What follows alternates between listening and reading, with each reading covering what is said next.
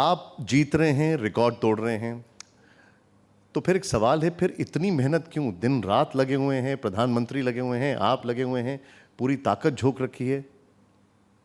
देखिए, शायद 24 घंटे से ज़्यादा 26 घंटे का दिन होता तो 2 घंटे और लग जाते। आपने भारतीय जनता पार्टी का स्टडी नहीं किया है जी। हम वो पार्टी है, जब सत्ता मिलने की कभी भी संभावना नहीं थी, तब देश के प्रमुख राजनीतिक दल कांग्रेस और जवाहरलाल नेहरू के खिलाफ हमारे नेता श्यामा प्रसाद जी ने पार्टी बनाई थी। हमारी आइडियोलॉजी को लेकर बनाई थी और सहन तरीके से धीरे धीरे हमने देश भर में कई हजारों चुनाव हारने के लड़े हैं, मगर इतनी ही तन्मयता से हमने प्रचार किया है। प्रचार का भारतीय जनता पार्टी का लक्ष्य है हमारी विचारधारा को हर मतदाता के पास पहुंचाना, हर गृहिणी के पास पहुंचाना, हर युवा के पास पहुंचाना।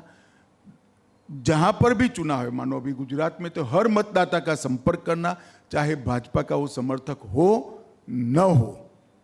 हमारा काम है उसके पास जाकर हमारी आइडियोलॉजी के लिए कन्विंस करने का प्रयास करना।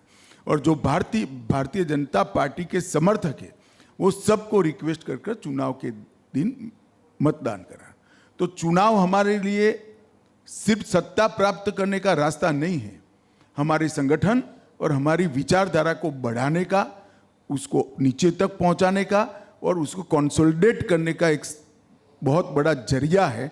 इसीलिए मोदी जी कहते हैं चुनाव लोकतंत्र का उत्सव होता है। भला आप मुझे बताइए, उत्सव इतना बड़ा चल रहा हो तो कोई भी व्यक्ति घर पे कैसे बैठ सकता है? जनता के बीच में ही जाना चाहिए, जो हम कर रहे हैं।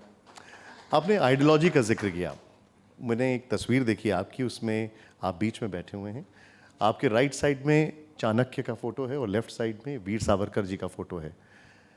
जब आपकी आइडियोलॉजी के जो आइडॉल्स हैं उनको कुछ कहा जाए, और जैसा कि राहुल गांधी ने कहा, तो आपका इस पर क्या रिएक्शन होगा? मैं नहीं मानता इनको कोई इतना सीरियसली लेता है।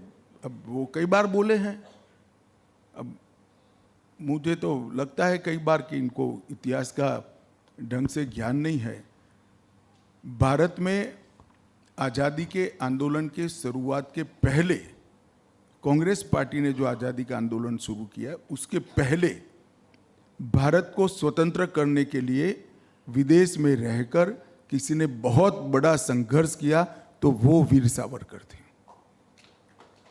भारत की स्वतंत्रता संग्राम में सबसे पहले किसी की पुस्तक पर अंग्रेजों ने बैन लगाया, सन 57 का स्वातंत्र समर, इस पुस्तक पर सबसे पहले बैन लगा, उसके लेखक थे वीर सावरकर।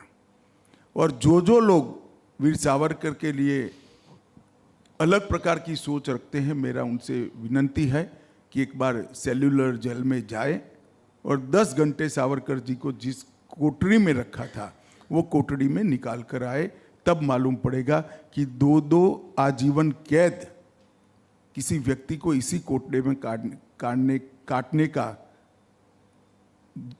अदालत ने हुक्म किया है, वो आदमी कितना राष्ट्रभक्त होगा।